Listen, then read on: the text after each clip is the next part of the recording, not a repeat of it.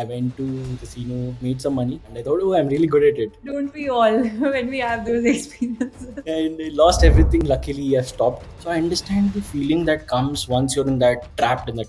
The sad thing about RNG is that ultimately you're selling a false story. When you don't have money and your startup is about to die, that is one of the worst feelings. Don't take rejections to heart. You will face 90% plus rejections, no matter how amazing you are. So basically, the next social network will be built on gaming. I've heard stories where someone in Orissa, a kid, used their dad's phone to play and loaded 3 lakhs and then lost everything.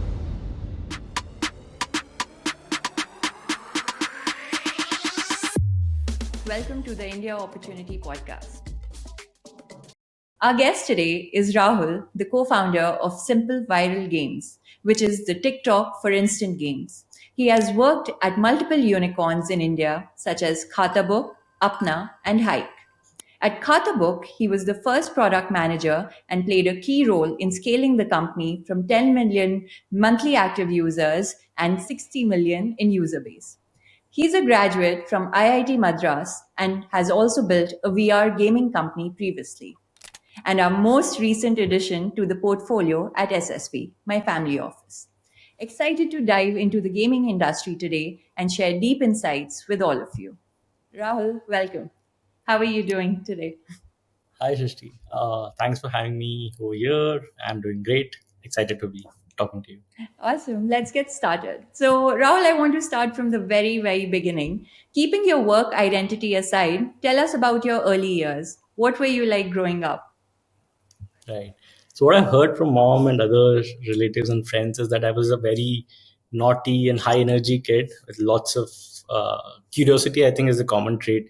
So I just turned 30 a few days back. So all 30 years, I think I've maintained the curiosity trait, and I just always curious to know how everything works. If I walk into an ice cream shop, I would be like, what would be the margin that guy would be making, how many flavors are there, and stuff like that. So I think that's how I would, at least I think I was from my early years. It's very interesting that you say that. A lot of founders who come on the podcast always talk about curiosity being a central element in their lives. And to think as a kid about margins of an ice cream shop, I think really, I don't think many kids think like that. So we can see patterns of, early curiosity leading to what you've obviously ended up doing now.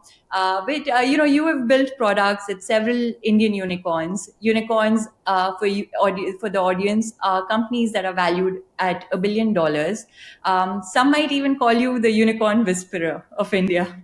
Are there any unique insights that you learned about unicorns being built in India?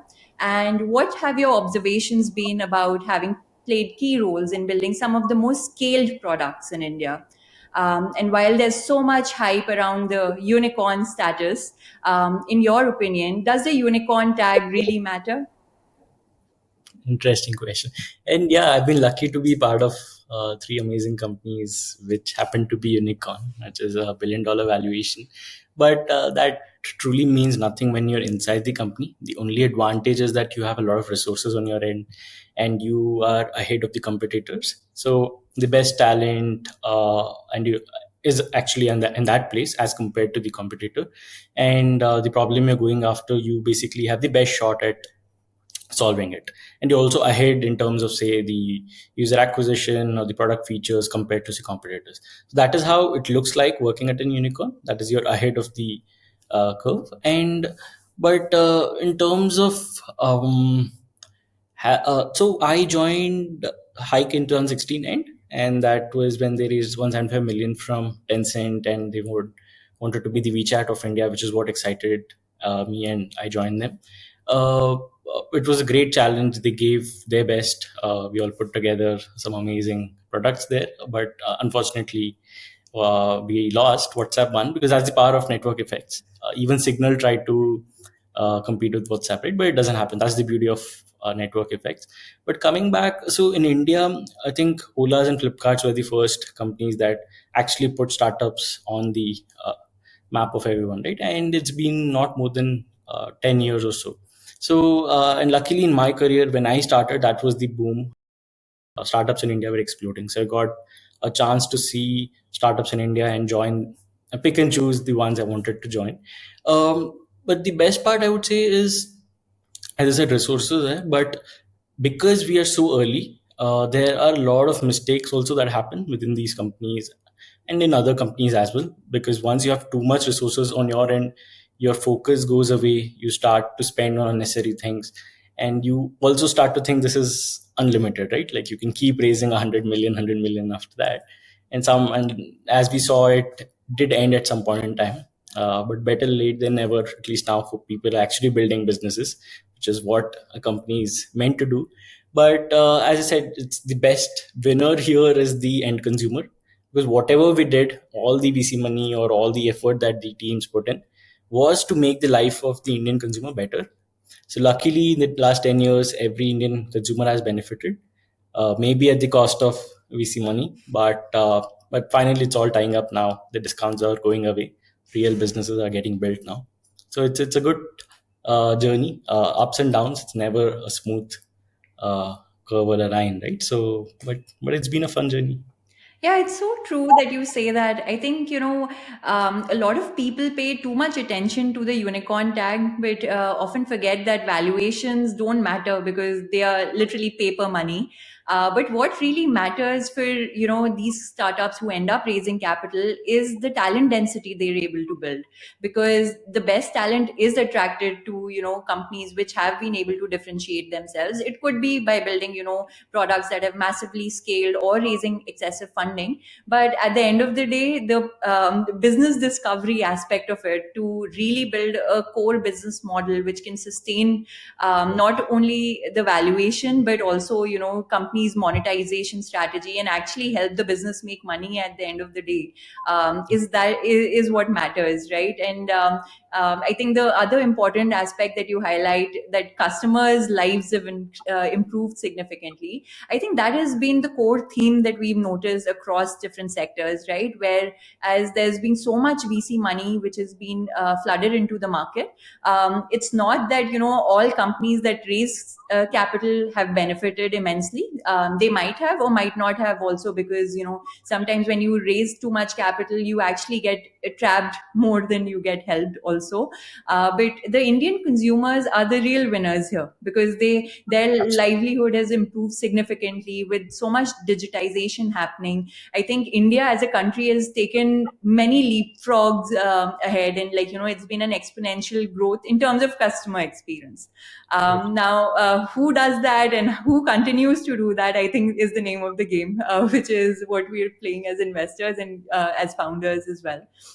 But you are freshly coming out of a fundraise that I know took a long time to come together. It must have been super hard to stitch around together during this phase of funding winter. But you were able to bring on board fantastic strategic as well as tier one investors such as Nazara, Bloom, and also us on board for this round. So, what were your key learnings during the fundraise? Any advice to founders who might be going through this harrowing experience where things look really bleak, but there is ultimately light at the end of the tunnel, from your experience, it seems. So, what did you do to keep your head in the game and stay focused? Right.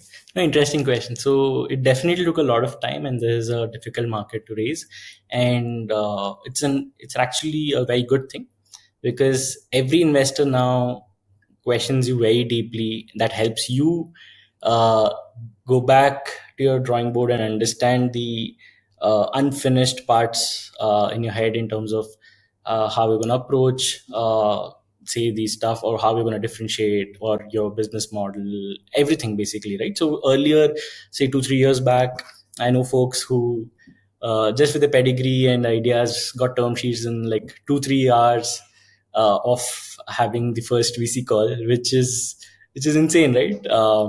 But and to from that to now, where even for the pre-seed check, it could take 3 to 6 months as well, which is difficult for the founder. But that also means that uh, not everyone gets funded, right? Which is good, because not every idea needs to become a company, not everyone has to build a company. Having said that, that doesn't mean not everyone should give a shot at being an entrepreneur. Everyone should, but the timing has to be right. So for example, if someone is bored of a job and wants to start a company.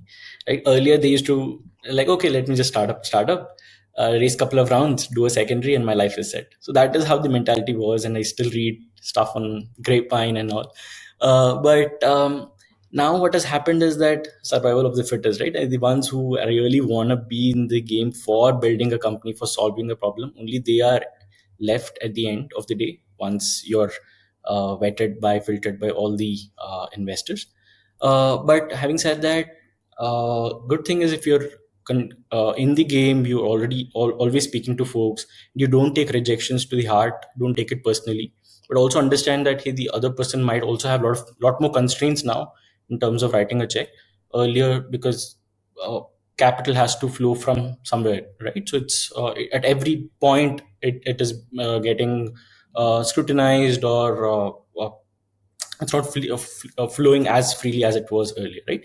So now coming back to my experiences or learnings is that uh, you should always be raising. That is first part.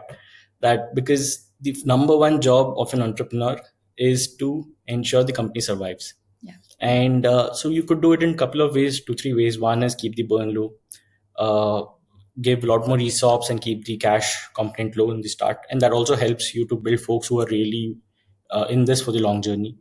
Second is start focusing on actually making money. And you can make money even from day one, even without compromising on growth.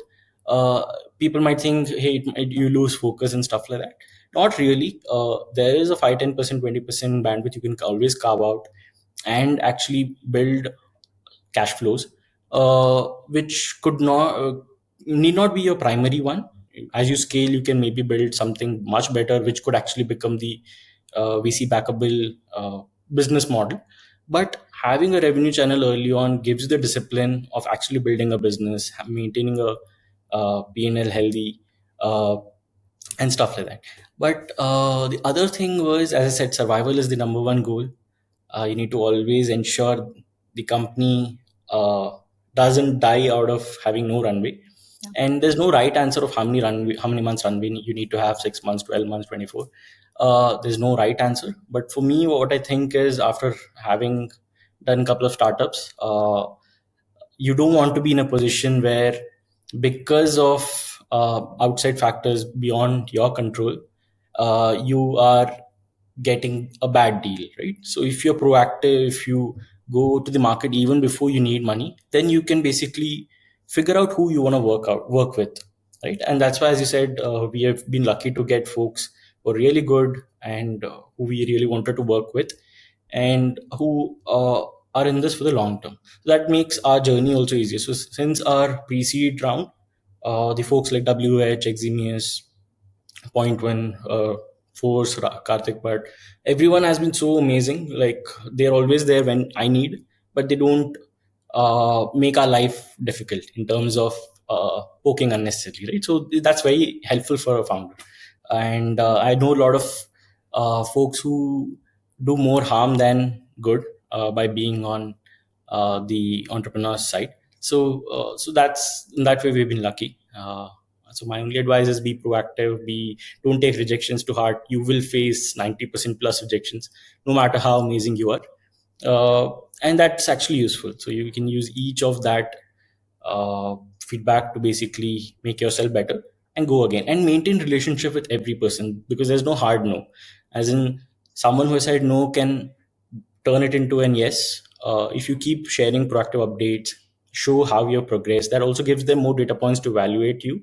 That hey, actually this person is showing progress, and maybe it's time to reevaluate them. So, yeah. Yeah, absolutely. I think you touched upon a very important thing during the fundraise. Very often founders, after the first call, if they don't see a clear indication of a VC's interest, they will very often think that it's a no, or assume that it's a no, not share any updates, and really struggle to raise rounds to an extent where they might even shut down the company many months later down, without actually making that proactive effort of sharing monthly monthly updates, of showing progress and momentum, because momentum begets momentum, right? We have to all remember that ultimately, if you as a founder are not able to show to investors that you are growing month on month, or you are making progress, it could be in whatever shape and form, right? It could be with traction or customer conversations or partnerships in the industry, which are very core to your business. But very often founders actually drop the ball in terms of being proactive about communication. And I think that's a big miss that many first time founders end up making, and even other founders, second time founders, who might have had successes in the past, but they don't remember what got them there. And they only focus on, okay, this VC kind of means no, so we will not go back to them again. But it's very important to remember that in most VC discussions, it's never a hard no. You can always nudge them. You can always be proactive by sharing communication and get them to come on board even later on. It might be 6 months, 12 months down the line, even. And most VCs do want to build relationships. And I think to your first point, where you spoke about survival, I remember I read in Morgan Housel's most recent book, Same as Ever, that even Bill Gates, while he was building Microsoft, I think because he had just come out of college, he was still in his teens. So his biggest worry was actually that all these people who work for me, who have dependents on them, who have children, I need to be able to make payroll. So he would actually keep a buffer for 12 months to be able to make payroll. And that was his biggest worry as a founder, right? And unfortunately, during the liquidity run, we saw so much of bad behavior in terms of, founders just cashing in on secondaries and moving on with the business, while the business was actually a zombie phase where there was nothing happening within the business, but it was just business on paper. So I think, it has been a very good sign of progress for the Indian ecosystem at large, because these learnings will stay in the ecosystem and actually help founders now who are coming to the market and trying to raise. Because now I think the conversations are so different to 2021. I remember there were times where I would get on to founder discussions, and people will be like, you have 2 days to decide, or even you have to decide on the same day. And very often my answer to that was just like straight no, because if we didn't have time to do diligence, we didn't want to be pushed into participating into the round. But very often investors did fall for that FOMO and the hype which was being created. And unfortunately, more dead bodies than good came out of that. So I think very important points that you shared there. But you are building a business in the gaming industry, which has seen significant tailwinds post the pandemic. Talk to us about your key insights about consumer behavior that drove you to start Simple Viral Games, and what do you know about consumer behavior that may surprise most folks? Interesting. Okay, so the best part is I don't come from a gaming background. Even my co-founder Saurav, he doesn't come from a gaming background. So that actually helped us look at this from fresh perspective, no biases, no Zynga experience, and that kind of because once the truth is that early on, which companies you work at or the way you have started building products, you end up looking at your entire career is kind of similar in terms of the perspective of how you approach problems, products, domains, etc. Right? So, like in my case, that effect on me was basically building for the masses, building simple, delightful digital products at scale. Similarly, for Saurav, he was at Gojek. He built at an amazing scale, maintaining the backend to ensure everything is super smooth, feels like magic to the end user, till the time it breaks, and then that's when people realize how difficult it is to make the mammoth work at the back. So. Um, in terms of gaming, what drove us to this company was Wordle, the game. So Wordle was uh, went viral, I think, a couple of years back when and the best part about it is you don't have to install the app, right? You can share a link and you can play it on web, and you can share your score on WhatsApp status, and others can look at it. They can play, and every day you get a new clue. So the beauty of this game is that Bill Gates plays it, even my granny plays it. So it's so diverse, and it's very easy to understand, and you can keep playing it. And the beauty here, what we realized is so the best part I felt was there was no need to install an app, right? So the friction was reduced. So if you look at other forms of entertainment like video, audio, uh, everything went through the pre-streaming and post-streaming era. That is what I mean by that is pre-YouTube, for example. For every movie, you have to had a separate CD or a separate file, and you play it, you download it, you buy it. Here, after post YouTube, they just said that hey, you can click on it and it streams. Similar thing happened in audio, long form, short form. Same is happening now with gaming, wherein the web technologies are getting so powerful. You can make H5 games, instant games, which are at par with a standalone app. And because you don't have to download a separate app, now the friction is reduced to a large extent. And masses basically who don't consider themselves as gamers are starting to at least try out gaming. And they're figuring out that hey, this is a much better form of media than video or audio, where I'm just a passive listener or passive consumer. Where beyond a point you feel guilty that hey, I binged watch so much or I listened so much. Here at least you're playing, you feel that hey, I did something interesting, I learned something, or I achieved something. You feel good about yourself. But coming back, what we did was we came across a game called, it was called Framed, where you have to guess a Hollywood movie name with the six chances. You had six screenshots of the movie. We built a desi version of it, named it very simple, called movieguesskaro.com, as simple as it can get and as obvious. And we launched it. We got to 5,000 users organically just by spreading it on WhatsApp and Instagram. And the key learning was that everyone had few minutes a day where they wanted to kill time, have fun, preferably if discovered via a WhatsApp status. So basically, someone in your friend circle says that I'm playing this and this is my score. Can you beat it? That got most of the folks to try it out very easily. So if you do this, basically you can essentially achieve zero CAC because you are organically growing. But the other side is that people also got bored very quickly. So within a few days, they were like, "Okay, I got it. Now I need something else." So that's where we evolved that into a platform, and again named it very simple, as obvious as it can get, timepass.games. So that is our domain. We bought it for about 800 rupees. We were surprised that such a common name is available for solo, so we latched onto it. So if anyone listening to this, you want to try out our platform, it's timepass.games. And what we built was lots of games in one place, personalized for the user. And what we also realized that everyone is hooked to now real swiping, right? And that's the uh, consumer behavior, which is common, spread. Everyone has learned it. There's no more learning curve or teaching needed there. So we put games in that fashion. That is, can you learn a game in 10 seconds, watch a video? If you like it, tap and you start playing it instantly without any other download. If you don't like, swipe up, next one comes up. And it's personalized based on what you like. So what we noticed is that people who like puzzles, who like math games, who like brain games, prefer more of that again and again. Someone say in metro who is playing only with one hand, we show more of one hand games to them. So such tagging happens behind the scene for every game.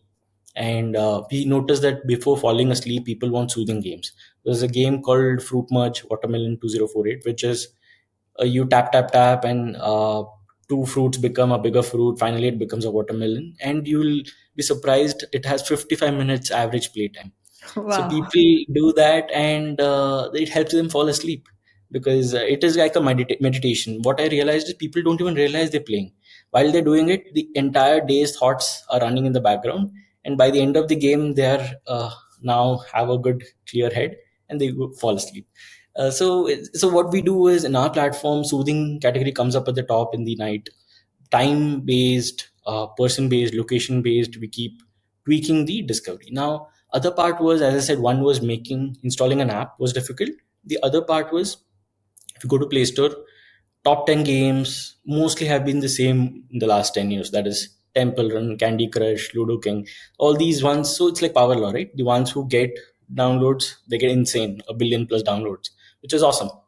But what that makes difficult is the discovery of new games for a common person, right? A non-gaming person, if they go, they'll just keep looking Candy Crush ads, Temple Run ads, Royal Match ads, and all of that, right? Which is okay, but we want variety. We want people to try lots of these amazing new games, and that's why we started this platform. In terms of consumer behavior, yesterday I was like coming back from airport and I was just looking outside. What I noticed was these uh, shop owners on the road. cart, the person who has their business in the cart, right? There was a person, he was sitting there. His business is going on. Matlab, there was no customer, so he was playing chess. This person was, I think, 50s or 60s, and I was like surprised to see it. And similarly, I've noticed folks sitting in shops play Ludo, and there's some RMG element to it also, but there's a lot of non RMG as well. People just want to play because they are bored or they want to improve their uh, skills and stuff like that. But it's a great way to pass time, right? And if you go back thousands of years, what people did after their journey or after their daily routine, evening they would sit outside their houses and play old form of Ludo or other things, right? So it is the best form, proven form of bonding with others and passing your time. So I think gaming is here to stay, and we want to just keep building on the prevalent consumer behavior, but packaged in a new form. Yeah, I think thanks for sharing those brilliant insights. We often underestimate the effort that goes into observing consumer behavior, also, right? Like, not many people, same people would have crossed by that shop yesterday several times. Not many people would have noticed that person playing chess.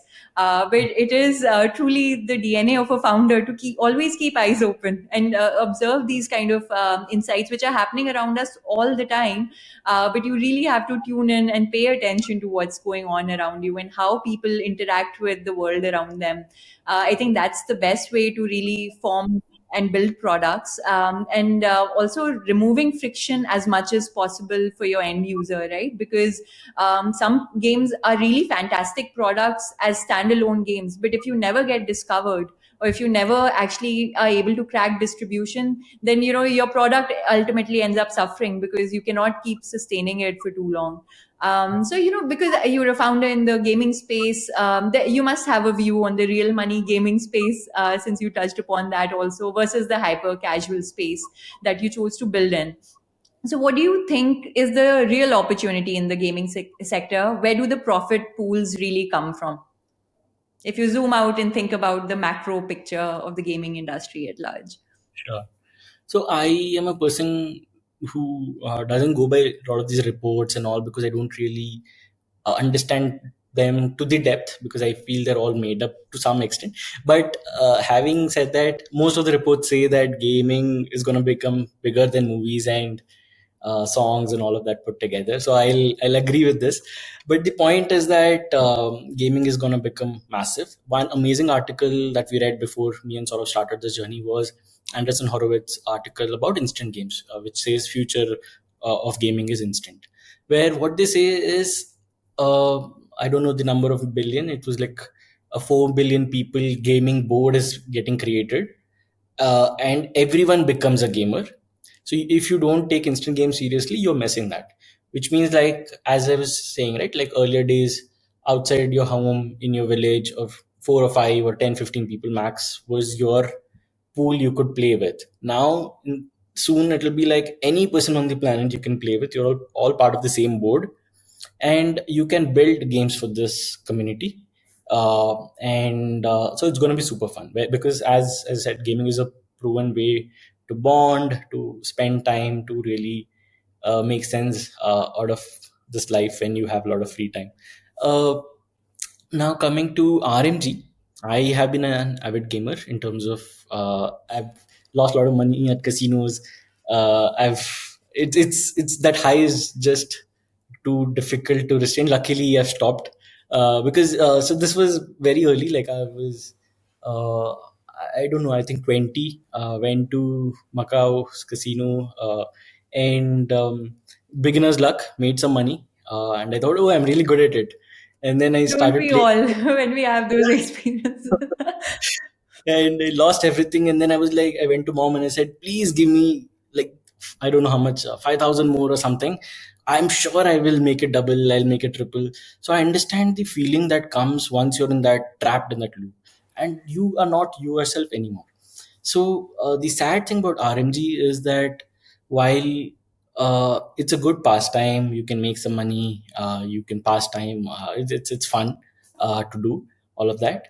But ultimately, you're selling a false story that hey, you can become rich, you can make your life by doing something which is not adding value to anyone.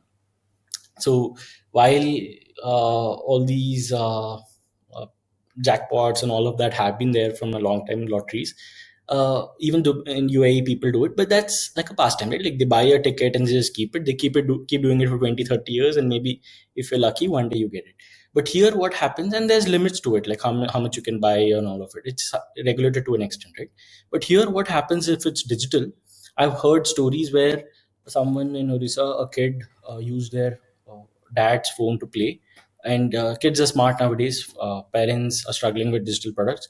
So he somehow loaded money and was playing Ludo and made a lot of money and then lost a lot of money and then kept on doing it and loaded 3 lakhs of his father's money and then lost everything. And then I was reading, the father was complaining. Obviously, the platform won't return that money.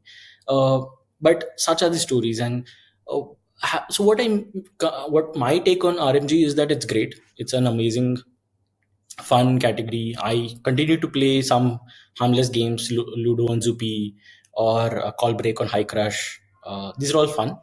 But there are two, three fundamental things that are broken there. One is that uh, the one who plays, who's coming back, the whale or a retained user, will keep playing the same game again and again because they have the best odds of winning in that game.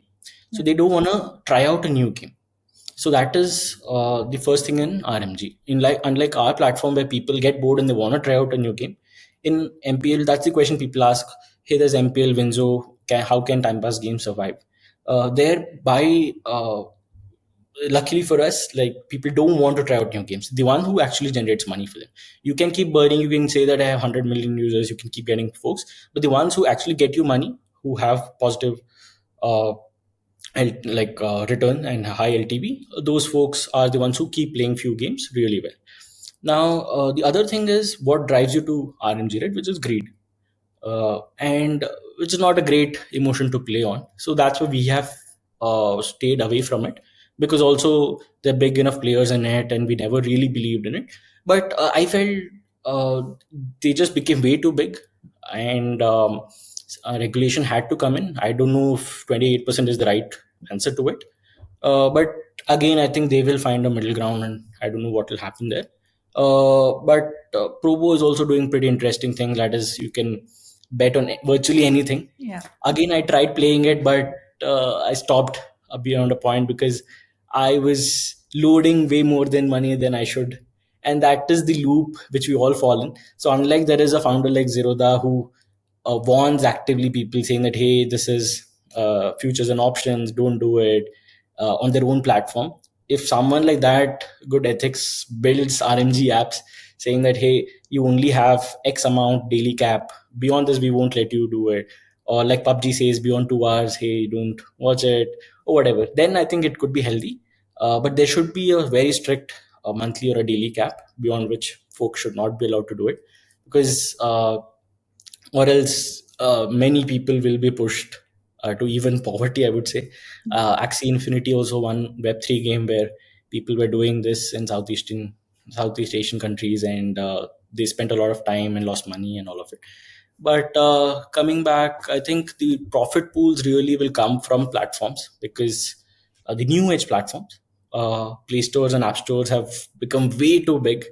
They've way too much money, so they've slowed down a lot. Their what drives them has changed, and now they need to protect that. So which is hindering with innovation, which means they're not putting the developer first, which they used to earlier. And whenever you do that, sooner or later someone else is gonna disrupt you or replace you. What I really believe is, as I said, a multi-billion board is getting formed. You can essentially play with anyone, chat with them, audio chat, gift, interact, play. So basically the next social network will be built on gaming. So no one can predict the shape and form right now. Hopefully, we also have the aspiration to be, say, the next Facebook in via time pass games shape and form.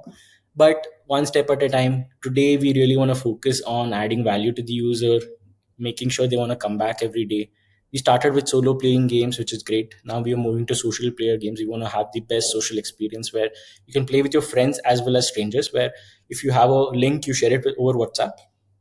Whoever is free, they tap on it, they join in, chat, play, move out, go out whenever you don't want to, or you want to attend to something else. Similarly, you can play with strangers with high levels of moderation, so that uh, the people who are playing it doesn't turn into another sleazy app, right? Which is what sadly a lot of apps today are choosing to go, because there's easy money there. So profit pools, real large profit pools will come when you build. Two things need to happen. One is amazing quality games have to keep getting built. So studios are great, and what I feel is it'll become PUGC, that is professional user generated content. Everyone, like how now is becoming a writer with Pocket FM or a Dash Tune. Similarly, everyone will become a gamer with we are also building some innovative tools where, say, a college student, second year, third year, or who doesn't really need to know a lot of coding skills but has an innovative idea, they can bring it to life with a very simple game within like 2 3 hours using the tools. So the Gen AI is actually making good progress in this as well. So today Gen AI is helping with level creations and stuff, but even game making will become a reality with it. Yeah. We're getting there. So while studios is great, but it's not venture backable. It's good for folks to keep doing it. One hit out of 10 is great, but if you keep building platforms, keeping the user at the center, a Pocket FM for instant games, for example, is what we kind of like to be framed in a one liner. Such many companies can be built platforms where they focus on high quality games offered to a user in a consumable manner, which is like snackable manner and personalized. So it could be solo, it could be premium games, it could be offline games, it could, and most important is social multiplayer games. And I think that's where the maximum money will come from, by taking it away from Play Store and App Store. Yeah, what interesting insights you've shared. I think, to your point of greed sustaining RMG, we also as a society have to question at what cost, right? Because some of these players are doing exceptionally well and, thriving in the minds of investors and, the startup ecosystem at large. But ultimately, there are real people who are losing real money and dealing with those consequences, right? So there need to be protective mechanisms around that for sure. And to your point of platformization being the key theme, I think that was our very first conversation also. I remember that very clearly because, at my experience, from my experience at Meta, I realized the true power of platform, right? Because no matter how Facebook or Meta is perceived across the world in terms of the kind of impact they have on teenagers and different elements in society, but the reason why they've been able to sustain themselves is because so many businesses, SMBs especially, are dependent on those platforms to be able to grow, and they are the ones creating livelihood for those people, right? So for governments also, it is a big call to go against a platform like Meta because of the impact it has had on societies at large. So, power of platforms is actually very real, which actually leads me to my next question, a question around microtransactions. So, microtransactions have really taken off and have been validated by companies like Pocket FM, like you were saying. That's a company at 100 million ARR right now. And they raised a massive round also and were in the news recently. And you always talk about how that will become a reality in the gaming space too. Or some might say it already is. In some ways, it's already happening. But can you broadly talk about different business models as a layer of the landscape and why you chose a platform approach focused on microtransactions? So microtransactions, I think, is one of the most sensible way to make money. I think it is in the interest of the business, the product, as well as the end consumer. Because the earlier methods of, say, making someone subscribe is not ideally in the favor of user, right? Because they say that, okay, you like something. In US, the common standard is that you put credit card and you find that product useful, but beyond a point you forget to cancel it, and that's how the companies make money, right? Which is a bit sad. So in microtransactions, the worry is that people think, okay, if I offer the product, they get the value, they'll not come back again. So then which is true, then the onus is on the platform to keep delivering constant value. And so Pocket FM was very innovative in that sense that they said, hey, I'll give you some content to sample. If you are hooked, then you either take everything in one shot, or you say that, okay, one episode by episode, I will pay some coins and I'll unlock it. And exact same thing makes sense for instant games. So if you look at gaming, how gaming makes money, hyper casual games, two ways, right? Which is uh, in-app uh, purchases, which is still low in a lot of the countries, and then there's the advertising revenue. Advertising also has multiple ways: rewarded ads, interstitial ads, and all of it. But because of the changes in ad policies in the last 1 2 years, for a standalone hyper casual game to now survive, it's becoming very difficult because the cost is going high. You can't target a specific type of user, and you're not able to make enough money from them just with common non-targeted ads. So what is happening is that a standalone hyper casual game on its own is not able to survive. That's where a platform is coming in. So what our also thought process is that, can you put all high quality hyper casual games in one platform, offer content to sample for free to the users, and whenever they want to go deeper uh, into the storyline, into the games, and in unlock levels 10 and beyond, for example, they can do micro purchases, saying that, hey, I'll load some coins, I'll unlock a episode by episode or level by level, right?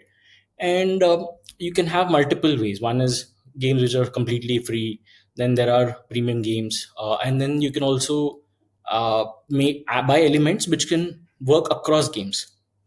So that is something very interesting, and we're working on now, which is, can you buy a dog in one game and use it in another game?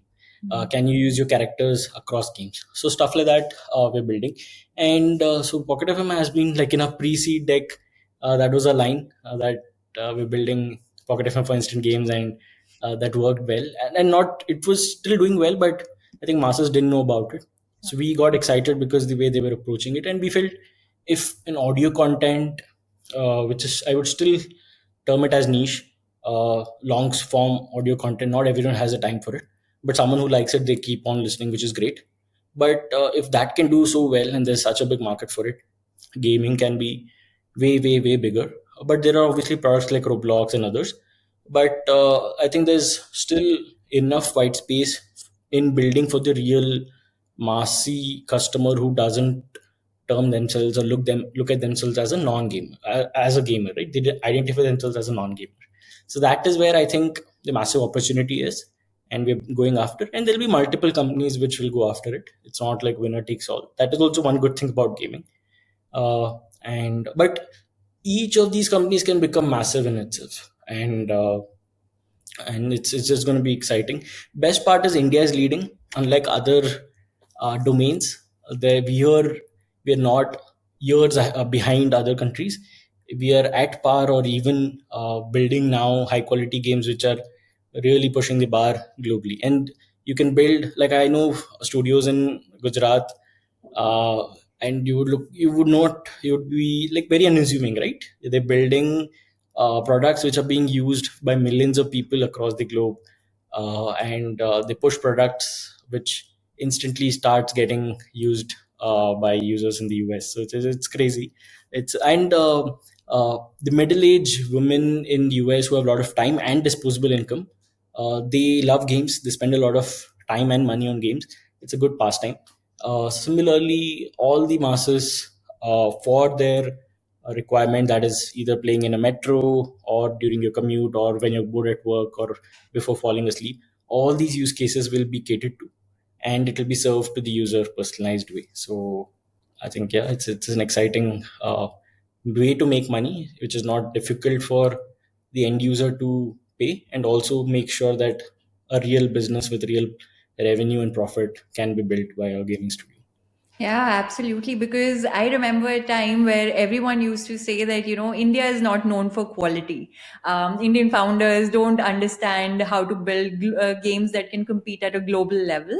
But personally, even I've come across studios who are shipping games out which are if not better, but like at par with some of the global studios, with a very frugal approach. It's not like, they're burning millions of dollars because they actually don't have access to capital, but they're doing it very frugally and are able to scale and get global users also. So I think times have really changed, and Indian founders are really leading that change as well. So coming to the core debate, which everyone talks about, product versus distribution. You have been at the front lines of building distribution, and I think personally that you as a founder, your distribution first approach really differentiates you in the crowded space of gaming. So, however, some of the companies that have cracked distribution then struggle to crack monetization later on, which you have seen in your personal experience as well. So, what in your experience are the ways to get monetization right? Sure. So I think a couple of things, right? One is unless you offer value, deliver value, add value to someone's life, they'll not use your product. So one is that solves for the retention problem. And the second thing is if you're adding real value, only then they'll pay for it. They Yeah. will. So there are two huge hurdles to be crossed, right? So what VC said was like, hey, let's make your life simple. Get a product which has high retention and which can be catered to like high growth. That's it. We'll fund you, we'll sell this story and get you millions, which is great. And happened. And but that's where it stopped. Now the second hurdle was not crossed, where you're actually adding so much value that people are willing to part away their hard-earned money and say that, hey, I will keep paying 5 rupees or 10 rupees a month or a day for this product, right? So that also has to happen, which just means that it's work in progress, which means you can't stop saying that, hey, I have built an amazing thing, now it'll be on autopilot. That won't happen.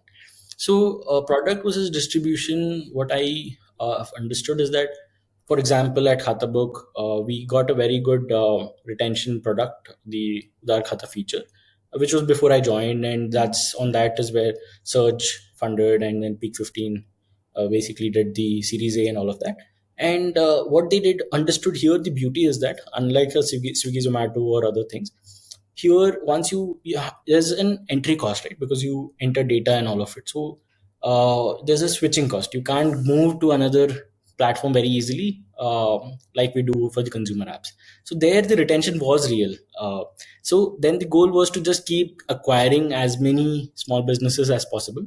So distribution was then powered with lots of capital and with smart campaigns, and all the small medium businesses owners were brought in, right? Which is a good way to approach the business. And then basically once you have the folks in your retain, then you can keep building in a way that you can actually add revenue channels. But coming back, product is the most important thing, because without it you can't, nothing else, everything else fails, right? And also today's world, you need to be obsessed. You need to be obsessed, like Naval Ravikant's one, somewhere he had written that you need to be obsessed about every pixel on that screen.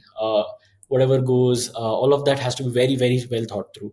So I feel like if you're a founder, you're building something, uh, build it for yourself ideally, because then that is one way of ensuring that you really care, you really use it every day, and you're absolutely obsessed about it to perfecting it. So it's like craft. You have to keep fine tuning it, keep making it better.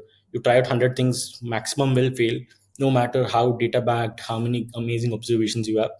The market and the world are very different and irrational, and lots of forces at play. So best way is try out multiple things, quickly experiment, see what's working, take out those parts, make it really better. And the ones not doing well, don't get attached to it, leave it. So for all of this to happen, you need to have an amazing team which can keep shipping at an amazing pace. So I feel even Sam Altman in one of the talks, he says, right, the biggest differentiator is that if you the shipping speed.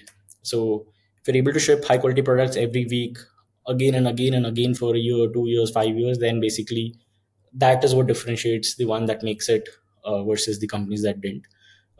Distribution definitely makes a difference.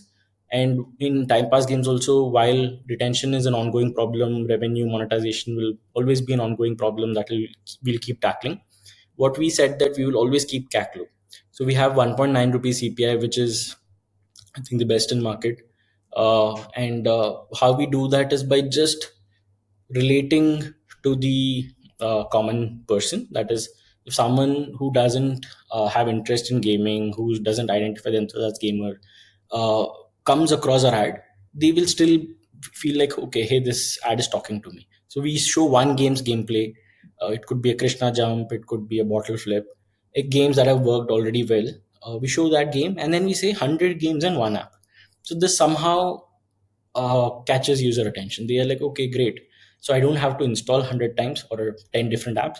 One place I get 100 games. Though we have 300 games, that line makes delivers the value, or clear basically communicates what we want to. Right? That is lots of games in one place. So that is one thing that we stick to, saying 100 games in one. Time Pass games itself has given us a lot of advantage. In Play Store, if you type Time Pass, we come up at the top. So even someone who's not looking for gaming, they were just looking to spend time, pass time. They come, and then they actually get retained. So distribution is all about ensuring you have an audience who's listening to you, who's willing to lend you an ear or try out. But the bar is so high that within the first 30, 60 seconds, if you don't give them an experience, wow experience, aha moment, then basically you're going to lose them. So you need to be obsessed about the product, and it has to be on a day-to-day basis. Yeah, absolutely. I think, you talk about customer obsession, experimentation, learning from your mistakes and quickly adapting. And also that India loves time pass. I think that we all know. But, I'm sure, there must be specific challenges or setbacks that have really played a significant role in shaping your perspective and approach. So, can you talk about maybe one or two times that you have faced a big setback and how you've overcome that? Many setbacks. I think we become so hard, like it's like a punch it bag, right? Every day, if someday you don't get punched, you feel, oh, something is wrong. So I think that's all part of the journey. It helps us become more stronger, more ready for the world. But in one two experiences, as I said, one was basically when you don't have money and your startup is about to die. That is one of the worst feelings, and that ensure that you never ever forget about survival in all your future companies. That was one learning. The other was basically ensuring that your core team is motivated and aligned. And you don't if you take it for granted, or if you leave it, if you don't spend time on it, then basically core folks might get disaligned, and they might head their paths, which causes a major setback, right? So you need to ensure your co-founders, your core team members, everyone is fully aligned, and there'll be like tons of friction, which is totally fine. And that also, a healthy culture has to be set up where you're okay to be not okay, right? Which is because in a day or two you will settle down, and all of that will make sense. But if you don't address it, it'll balloon up to be a much larger problem later. Apart from that, one big problem I had was I used to get bored very quickly, and I wanted to like leave jobs. And this was happening again and again. And it's now I look back, it actually is a good thing, because I got to experiment so much, I learned a lot. But I also think I could have learned a lot more in that specific journey, could have become much better if I had stayed back.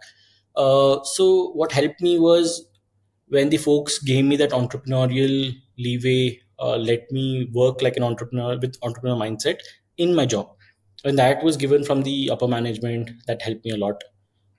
So that's where that pattern got cut, saying that, hey, it's not like job is not entrepreneurial, and only when you start your company you can actually be an entrepreneur. Not really. You can start doing it in your job, and that's the best part to actually building your company when you finally decide to take the plunge. Many other incidents, but I think we'll keep it for some other day. Yeah. No, absolutely. I think, that's what a founder's journey really is. Because even though it's so glamorized, but what people don't realize is that, most days are actually lows. they're full of lows, sometimes in the same day, sometimes in the same hour also, because it's Right. so unpredictable and you really don't know how things go. But also that, there's so much talk about people working in jobs which there's nothing wrong with, right? Somehow this in this hustle culture, we've forgotten that people can have 9 to 5 stable jobs that they really enjoy and love.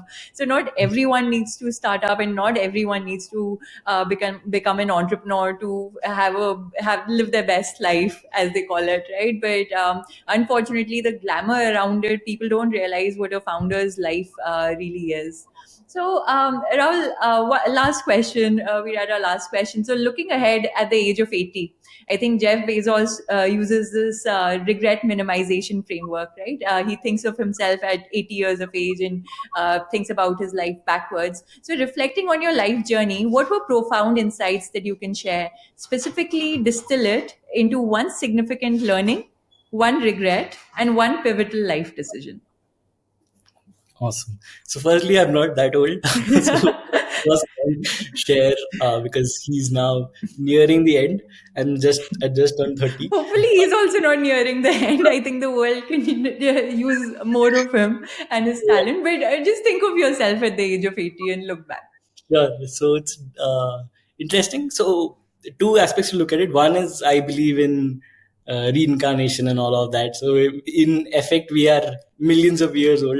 There's always next life and all of it. But coming to practicality, like what I think when you're at 80 and you want to look back at your this life and how you lived it, what you could have done differently.